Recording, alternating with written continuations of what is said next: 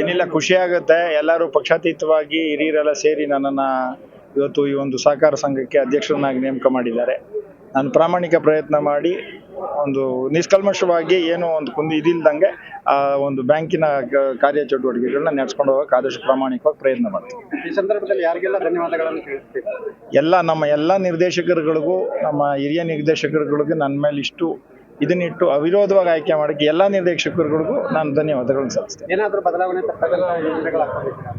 ಯೋಜನೆ ಅಂತೇನಿಲ್ಲ, ಸಹಕಾರ ಅಂದ್ರೆ ಗೊತ್ತಿರ್ಬೋದು ನಿಮಗೆ. ಹೊಸ ಯೋಜನೆಗಳನ್ನೇನು ಇಂಪ್ಲಿಮೆಂಟ್ ಮಾಡೋಕ್ಕಾಗಲ್ಲ. ಅಲ್ಲಿರೋ ಸಿಸ್ಟಮಲ್ಲಿ ಒಂದು ಪ್ರಾಮಾಣಿಕವಾಗಿ ಪಾರದರ್ಶಕವಾಗಿ ನಡ್ಸ್ಕೊಂಡು ಹೋಗ್ತೀವಿ.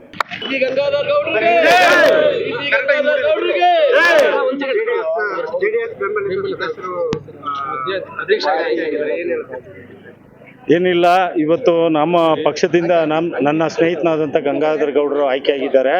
ಬಟ್ ಏನಂತಂದರೆ ಅವಿರೋಧವಾಗಿ ಎಲ್ಲ ಪಕ್ಷಾತೀತವಾಗಿ ಇವತ್ತು ಆಯ್ಕೆ ಮಾಡಿದ್ದಾರೆ.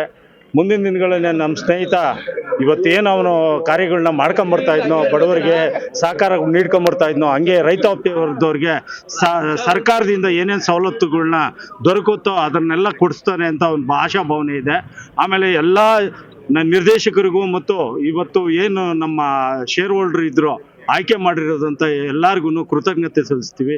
ಇವತ್ತು ನಮ್ಮ ಒಮ್ಮತ್ತಿಂದ ನಮ್ಮ ಡಿ ಸಿ ಗೌಡ್ರನ್ನ ಅಧ್ಯಕ್ಷರನ್ನಾಗಿ ಮಾಡಿರೋದಕ್ಕೆ, ಮತ್ತು ನಮ್ಮ ಇವರು ಕೆಂಪಮ್ಮನವ್ರನ್ನ ಉಪಾಧ್ಯಕ್ಷರು ಮಾಡಿರೋದಕ್ಕೆ ಎಲ್ಲರಿಗೂ ಧನ್ಯವಾದನ ತಿಳಿಸ್ತೀನಿ.